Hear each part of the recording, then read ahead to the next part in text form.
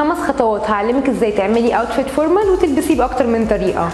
ارت ستوديو هيسهلها عليكي. اول اوتفيت معانا هو البليزر بوي فريند، ويعتبر من القطع الاساسيه اللي بنصحك تكون في دولابك. والبليزر ده بيكون حجمه اكبر شويه من العادي، وتقدري تلبسيه كاجوال مع جينز وتي شيرت.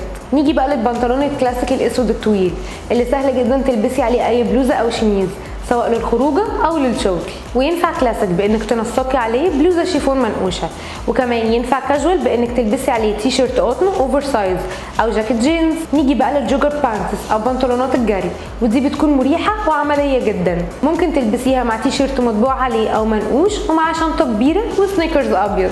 كمان الكامب شيرت او القميص الكاجوال اللي بيتميز بالوانه الجريئه الملفته زي الاصفر والاورنج والاحمر، وكمان خامته بتكون قطن او كتان، وده اللي بيخليه مناسب جدا للخروجات السريعه او المشاوير. كمان مهم قوي يكون عندك في دولابك فستان شامبري، ودي خامته بتكون شبه الجينز في اللون والشكل لكن الخامه اخف، وهو مناسب جدا للخروج الصبح او بالليل، ومعاه سليبر ابيض وشنطه صغيره.